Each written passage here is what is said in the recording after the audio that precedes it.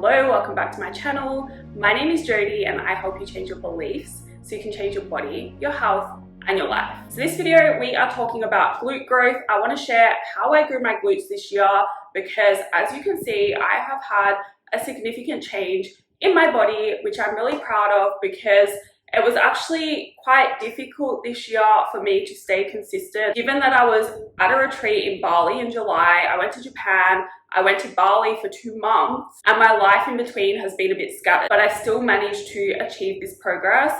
And I'm really proud of it, as you should be when you achieve your own progress. And I'm also very happy because I have not done a hip thrust. I don't remember the last time I did a hip thrust. Now, there's nothing wrong with them, but I really don't like them. And I say to my clients, right, if you don't like a particular exercise, there's usually an alternative that you can do instead to achieve the same result. Now, everyone thinks that hip thrusts are these magical exercises that you have to do to grow your glutes.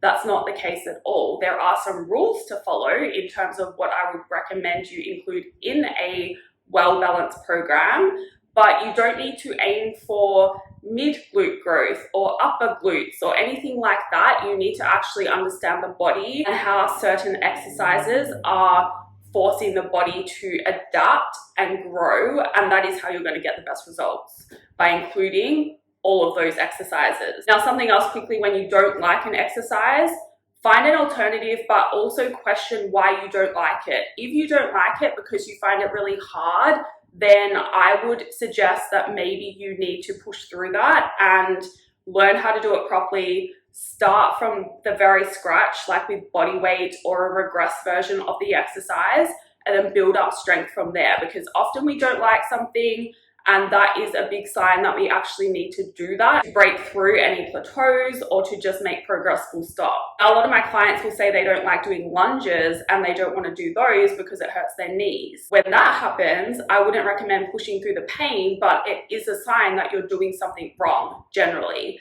And so that's when I would say, okay, let's have a look at what you're doing. Let's fix your form. Some kind of unilateral leg exercise is important for you, so we have to do something. So if it can't be a lunge, we'll do a split squat or a single leg press, something like that. But if your form is off in the lunge and that's why your knee is hurting, which is often the case, it's probably going to be the case in a lot of other single leg exercises as well. Obviously not an RDL where you're not bending your legs, but anything that requires you to bend your legs. Anyway, let's go back to glutes. So I don't like doing hip thrusts because I need to go super heavy to do them, and I find it just really uncomfortable on my hips. My hips don't feel good afterwards, and so I basically haven't done a hip thrust for, I don't remember the last time I did one. It was probably last year, it might have been the year before, but I definitely haven't done a hip thrust this year. I've basically been sticking to very similar exercises all year, and what really helped my glutes pop was by doing deficit deadlifts, because they helped me then get into a better position in my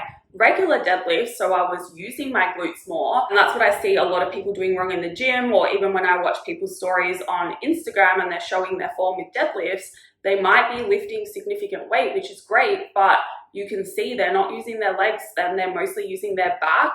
And that's just going to end in injury most likely, or you're not going to get the growth that you want from that exercise, right?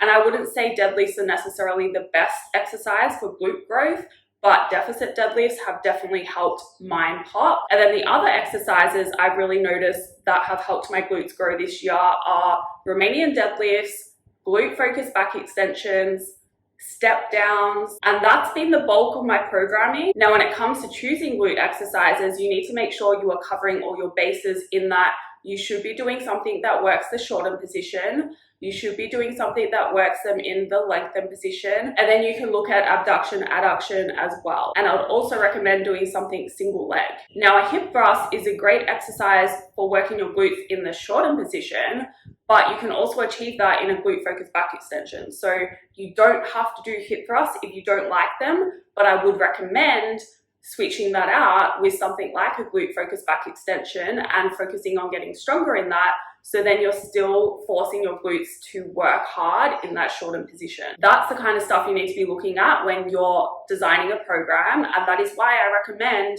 working with a coach. If you can't do it yourself, you are going to get better results, because they look into all of that. Well, a good coach should. And if you're just following someone doing TikTok workouts or YouTube workouts, are they actually programming like that, or are they just giving you popular exercises that they think work? Now, two other things that have been really important in my glute growth this year. I have been eating a lot of food for majority of the year. Now, from May, I was at my lightest for the year, and then since then I have been in a small surplus and I've been gaining weight up until the end of Bali. I got back from Bali November 9th, right? So May, June, July, August, September, October. I was in a surplus for around 6 months. Now, some of Bali I was trying to maintain and that didn't quite work out. I ended up in another surplus again, but that's actually helped my glutes grow. And then if you've been following along, I have been in a mini cut the past 4 weeks, and that is why my weight has fallen back to around 61.5 now. But what you don't see in between is that surplus of food and the scale going up. My weight when I got back from Bali was 64.7, right? So that is quite a lot of weight gain. And what you can also see from these photos is weight doesn't matter so much. It's the trend over time. That's what you should be looking at.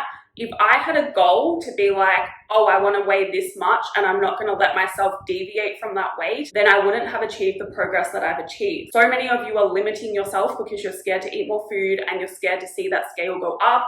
I gained fat during this process as well. I didn't just build my glutes, and that's all part of it, right? If you want the best results, you have to go through a bit of discomfort. And you know what? I was a bit uncomfortable for maybe like 2 weeks in Bali. And then I got used to it and I actually started really liking my body even at 64 kilograms. And that's heavy for me, right? Like I've never weighed in the 64s consistently for weeks ever in my life. Even in my previous bulks, I got up to 63.9, 64.1, I think.